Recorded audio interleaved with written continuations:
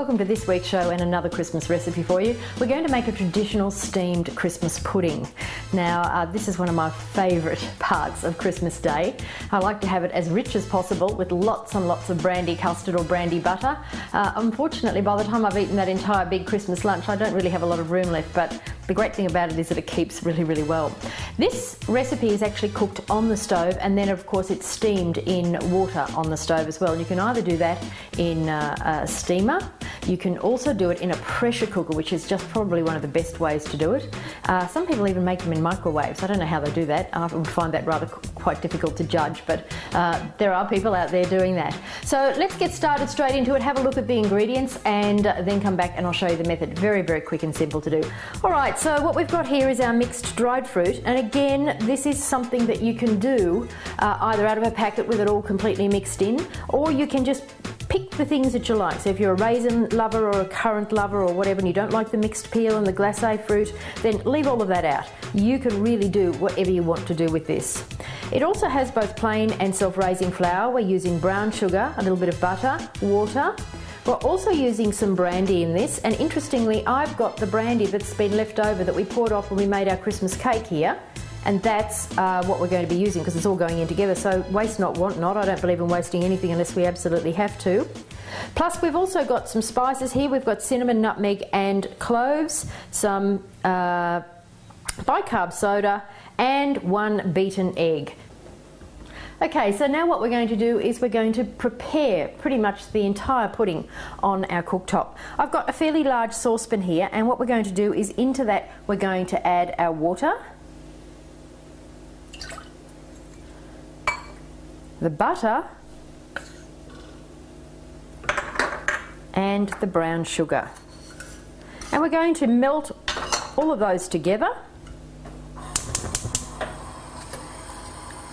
and heat them through.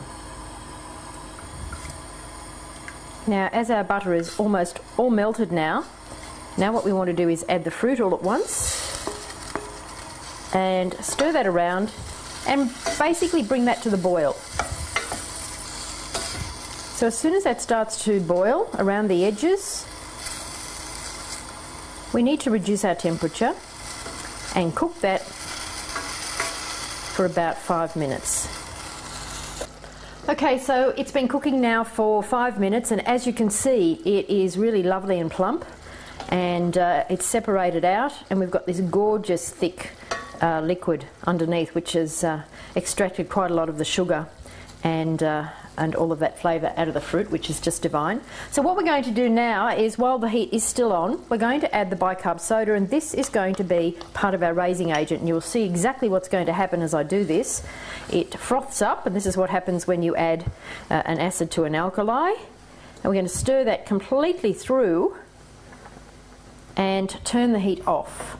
So once you've turned that off, let it sit for about 3 to 5 minutes until it cools down somewhat before we add the rest of the ingredients. Alright, so the next step is to add our egg, now that we've got it slightly cool, and we're also going to add the brandy. So the egg can go in, the brandy can go in, and again, remember, you can add whatever liqueur you like. It doesn't have to be brandy. I just tend to work with brandy because I think it melds nicely with it, especially since you're probably likely to serve this with either a brandy custard or a brandy butter. Stir that completely through. And now we're going to add our spices.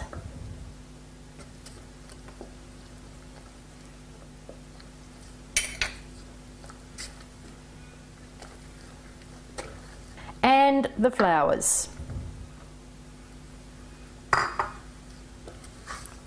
This will be quite a stiff mixture, and it needs to be that way, so don't think that you've done something wrong, and don't add any liquid thinking that it's too stiff.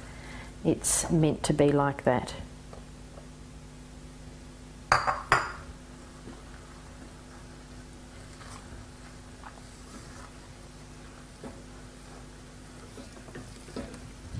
And at this stage I'm going to add my nuts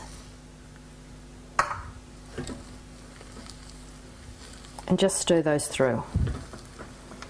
with the last of the flour so that you don't have any white bits of flour visible. So as you can see, that's becoming increasingly more difficult to stir. This is the stiffness that we want it to be. Okay, so now what we're going to do is pop it into the basins. Now there's a couple of options here from a basin perspective. I tend to use ceramic, but there are a multitude of different things that you can use. In fact, you can just use calico.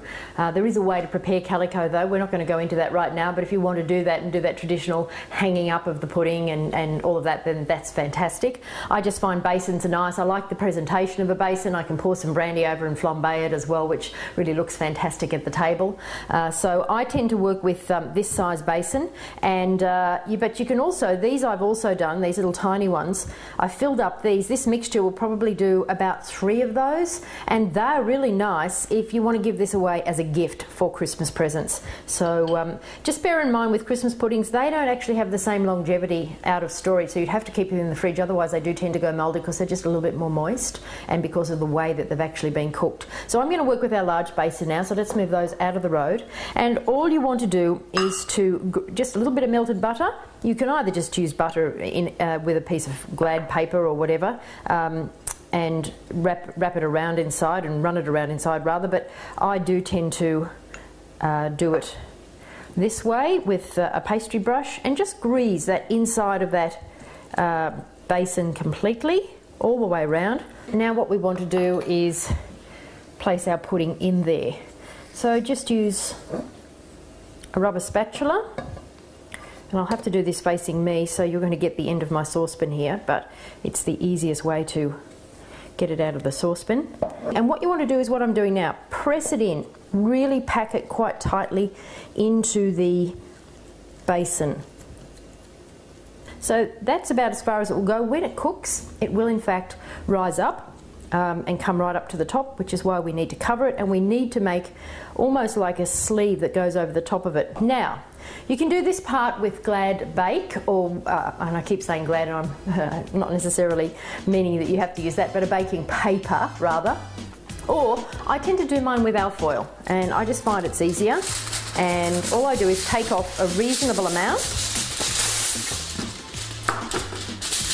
You then take it and you fold a pleat right through the centre like that, because what's going to happen is as it rises up, the pleat will come up and it won't flatten out your pudding. So and this is also easy to work with. It's a lot easier to mould alfoil around your basin, especially if you're working on your own, than it is to try and hold a piece of paper there and then wrap some string around it. So all I'm using now is a bit of kitchen twine, okay, very simple kitchen twine, and just literally, I'll do it this way so you can see more what I'm doing. Wrap that around and tie it off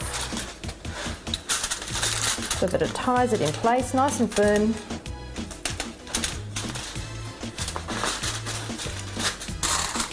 And that's it. Okay, so I've already got my water, as you can see here. It's already in the bottom. Now, the amount of water that you need is enough to come up probably a good inch or 2 inches up the side of the bowl, and you will need to replace the water. It will evaporate, even with the lid on, it will still evaporate. So make sure that you keep your eye on it over that cooking process. So I'm using quite a large saucepan, as you can see, and we want it large enough so that when we put the pudding inside the saucepan, it's going to sit just on the bottom, that it's not going to sit up over the top of that. And then we're just going to put the lid on, bring it to the boil, and then once it comes to the boil, we're literally just going to let that simmer away for around about 5 hours to cook. So there you have it. Very, very easy, beautiful traditional Christmas pudding. For the recipe, of course, and for the other associated videos that go along with that, please come back to blackbookcooking.com. We'd love to see you on our Facebook page and Twitter. And I hope you have a fantastic Christmas, and I hope that your pudding is all that you want it to be. Thanks for watching. I'll look forward to seeing you next week. I'm Victoria. Bye-bye for now.